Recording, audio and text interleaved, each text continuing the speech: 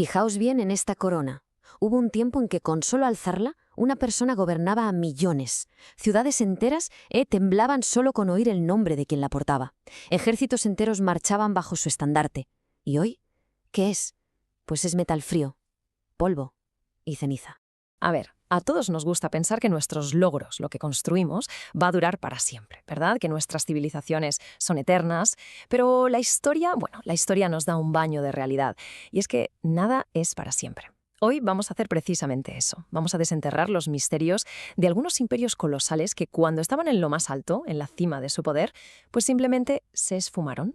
Este es el plan de viaje que os propongo. Primero, los Gemeres y su increíble ciudad devorada por la selva. Luego, nos vamos al Indo para hablar de un silencio muy, muy misterioso. Después, el colapso de los reyes dioses mayas. De ahí saltamos a los mongoles y su fragmentación. Y para terminar, una pequeña reflexión sobre qué nos enseña todo esto. Venga, pues arrancamos. Nuestra primera parada nos lleva directos al sudeste asiático siglo XII, al corazón del increíble imperio Gemer y su capital, Angkor. A ver, intentad imaginarlo. Hablamos de la ciudad más grande del mundo antes de la era industrial. 1 millón de personas viviendo allí. Una metrópolis que era literalmente una obra de arte de la ingeniería del agua. O sea, eran los maestros del agua, la controlaban a su antojo. Y de repente, en el siglo XV, se abandona por completo. La selva se la traga. La pregunta es obvia. ¿Cómo es posible algo así? Bueno, la teoría con más peso apunta que no fue una sola cosa, sino una especie de tormenta perfecta climática. Imaginaos, primero una sequía brutal, salvaje que lo seca absolutamente todo. Y justo después, ¡zas!, llegan unos monzones tan bestias que arrasan con todos esos canales y embalses que eran la base de su vida. Esto nos enseña algo, ¿no? Que hasta la infraestructura más avanzada del mundo puede venirse abajo si se enfrenta a extremos climáticos para los que no estaba preparada. Lo que nos deja con una pregunta que es, cuanto menos, irónica. ¿Cómo es posible que los que eran los amos del agua acabaran siendo derrotados? Precisamente por el agua. Venga, cambiamos de tercio. Nos vamos ahora mucho más atrás en el tiempo. Unos 1000 años antes de que Roma fuera, Roma. Estamos en lo que hoy es Pakistán y la India. Y aquí, en esta zona, floreció una civilización alucinante, que competía de tú a tú con Egipto y Mesopotamia.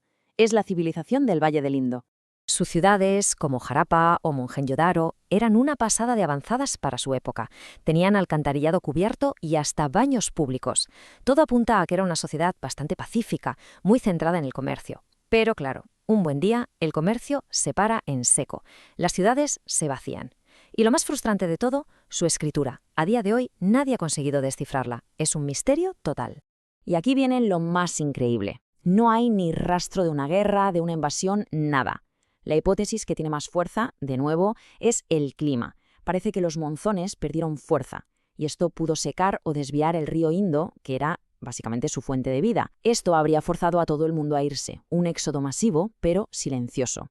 Es un recordatorio, ¿no?, de lo vulnerables que podemos ser cuando dependemos tanto de recursos que muchas veces damos por sentados. Así que simplemente se fueron. Abandonaron esas ciudades casi perfectas y al hacerlo se llevaron todos sus secretos con ellos. La pregunta es, ¿qué historias se perdieron para siempre con esa escritura que no entendemos y con esa desaparición tan repentina? Saltamos de continente. Nos vamos ahora a Mesoamérica para hablar de una civilización que seguro que a todo el mundo le suena. Los mayas, en su periodo clásico. Unos auténticos genios de la astronomía y las matemáticas. En su momento de máximo esplendor, levantaron unas ciudades de piedra impresionantes, gobernadas por reyes que eran considerados dioses. Se creía que controlaban el universo, el destino de millones de personas. Pero, de repente, entre el año 800 y el 950, las grandes ciudades del sur empezaron a ser abandonadas, una detrás de otra, como si el corazón de su mundo, poco a poco, dejara de latir. Y no fue por una sola causa. Fue una especie de efecto dominó, una cadena de desastres. Había demasiada gente, así que tuvieron que talar bosques de forma masiva para cultivar. Esto, la verdad, suena bastante actual, ¿no? Esa deforestación, a su vez, parece que empeoró una serie de sequías terribles. Y claro, si no hay comida ni agua, la gente pierde la fe en sus gobernantes, en esos reyes dioses. Y de ahí al caos social y a las guerras internas, pues hay un paso muy corto. El caso de los mayas, la verdad, nos deja una pregunta clave sobre la mesa. ¿Qué pasa cuando un sistema, por muy complejo y avanzado que parezca, no puede soportar su propio peso y se derrumba desde dentro? Vale, vamos con el cuarto caso, y este es diferente a los demás, porque aquí el culpable no fue el clima. El culpable fue su propio tamaño, su gigantesca magnitud. Hablamos, cómo no, del Imperio Mongol. Quedaos con esta cifra, 24 millones de kilómetros cuadrados.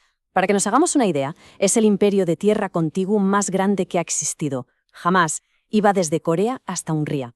Unificó casi toda Eurasia bajo lo que se conoció como la Pax Mongólica. Con ese tamaño parecía imposible que cayera. Imbatible. Pero ahí está la paradoja. También era demasiado grande como para poder durar. Al final, lo que fue su mayor ventaja, su escala, fue también lo que lo condenó. Y es que el imperio mongol no fue conquistado por nadie de fuera. Después de la muerte de Kublai Khan, las peleas internas fueron ya demasiado. No había forma de mantenerlo hundido. Así que se rompió, se partió en 4 grandes reinos, los kanatos. Y con el tiempo, estos o se desintegraron por su cuenta o fueron absorbidos por las culturas que habían dominado antes. Esa expansión que fue como un relámpago, pues de la misma forma, se apagó.